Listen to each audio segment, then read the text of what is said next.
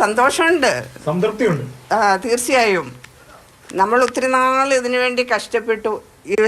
ഞാനും എൻ്റെ മക്കളും ഇത്രയും നാളും അധ്വാനിച്ചതിൻ്റെ ഒരു ഫലം, അംഗീകാരം, അത്രയേ ഉള്ളൂ. ഷിനോജ് ജസ്റ്റിയാണ് വിവരങ്ങളുമായി. ഷിനോജ്, ഞാൻ മനസ്സിലാക്കുന്നത് അന്നമ്മ അവർ നേരത്തെ ആർമിയിൽ പ്രവർത്തിച്ചതാണ് എന്നതാണ് മനസ്സിലാകുന്നത്. ശരിയാണോ? എൻ്റെ വിവരം ശരിയാണോ എന്ന് എനിക്കറിയില്ല.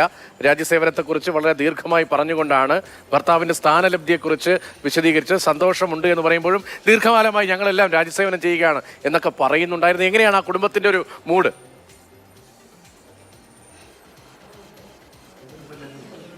രതീഷ് സൂചിപ്പിച്ചതുപോലെ തന്നെയാണ് അവർ നേരത്തെ ആർമിയിൽ ലഫ്റ്റനന്റ് കേണലൊക്കെ ആയിരുന്ന വ്യക്തിയാണ്. അന്നമ്മ എന്നാണ് പേര്.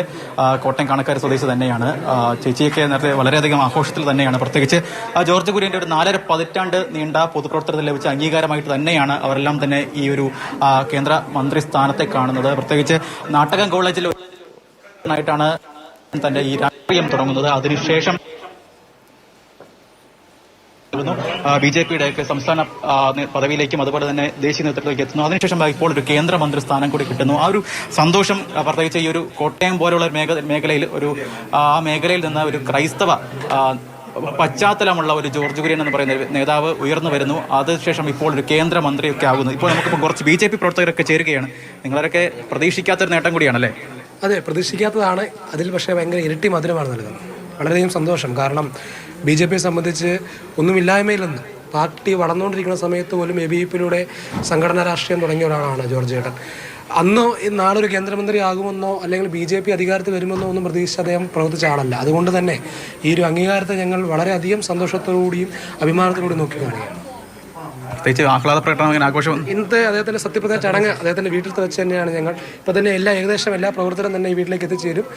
6 കൂടി അദ്ദേഹത്തിന്റെ സത്യപ്രതിജ്ഞ ചടങ്ങ് അദ്ദേഹത്തിന്റെ വീട്ടിൽ തന്നെ അദ്ദേഹത്തിന്റെ കുടുംബാംഗങ്ങളോടൊപ്പം ഇരുന്നാണ് ഞങ്ങൾ വീക്ഷിക്കുന്നത്.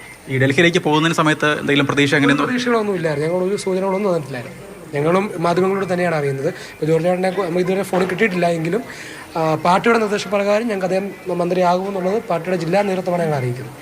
തീർച്ചയായും ഈ വീട്ടിലും ഈ നാട്ടുകാർക്കൊക്കെ തന്നെ സസ്പെൻസ് ആണ്. പ്രത്യേകിച്ച് മാധ്യമങ്ങൾ ഇവിടെ എത്തിയ സമയത്ത് പോലെ ആ സമയത്തൊക്കെയാണ് ഇത്തരത്തിലൊരു കേന്ദ്രമന്ത്രിയാകുന്ന കാര്യം പോലും ഈ നാട്ടുകാരൊക്കെ അറിയുന്നത്. പ്രത്യേകിച്ച് ഈ ഡൽഹി നേതൃത്വവുമായി ബന്ധപ്പെട്ട് ജോർജ് കുര്യന് വലിയ അടുപ്പമുണ്ടായിരുന്നു. ഹിന്ദി അതുപോലെ തന്നെ ഇംഗ്ലീഷ് ഭാഷകളൊക്കെ നന്നായി കൈകാര്യം ചെയ്യുന്ന വ്യക്തി കൂടിയായിരുന്നു ജോർജ് കുര്യൻ. ഈ കേന്ദ്ര നേതാക്കളൊക്കെ കേരളത്തിലെത്തുമ്പോൾ പലപ്പോഴും ജോർജ് കുര്യൻ തർജ്ജമ ചെയ്യുന്നതൊക്കെ നമ്മൾ ഒരുപാട് കണ്ടിട്ടുണ്ട്. ആ ഒരു ബന്ധം നേരത്തെ വി മുരളീധരൻ്റെ കാര്യം കഴിഞ്ഞ ടൈമിൽ അദ്ദേഹം മന്ത്രിയായിരുന്ന സമയത്തും അദ്ദേഹത്തിന് ഈ ഭാഷ കൈകാര്യം ചെയ്യുന്നതിൽ വലിയ രീതിയിലുള്ള മികവുണ്ടായിരുന്നു. ആ മികവ് ജോർജ് കുര്യനുമുണ്ട്. പ്രത്യേകിച്ച് ഒരു ക്രൈസ്തവ പശ്ചാത്തലത്തിൽ നിന്നുള്ളൊരു നേതാവ് കൂടി എത്തുമ്പോൾ അത് വലിയ രീതിയിലുള്ളൊരു വിജയം. ഇപ്പോൾ നമുക്ക് വീണ്ടും അദ്ദേഹത്തിൻ്റെ ഭാര്യയുടെ പ്രതികരണം കിട്ടുമെന്ന് നോക്കാം. ചേച്ചി വിളിച്ചായിരുന്നു മക്കളെ ആരെയൊക്കെ? മക്കളെ വിളിച്ചായിരുന്നു? ഇളയമോനെ വിളിച്ചു. എന്താ പറയും? സന്തോഷം? വളരെ സന്തോഷം. പപ്പയെ കോണ്ടാക്ട് ചെയ്യാൻ ശ്രമിച്ചു, കിട്ടിയില്ല.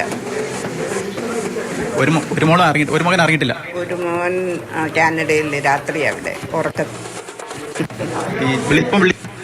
ജോർജ് ചേട്ടനെ അല്ല, മോൻ വിളിച്ചിട്ട് കിട്ടിയില്ല, എടുത്തില്ല. മിസ് ചെയ്യുന്നുണ്ടോ? പോകാൻ പറ്റിയില്ല കേന്ദ്രമന്ത്രി സ്ഥാനം.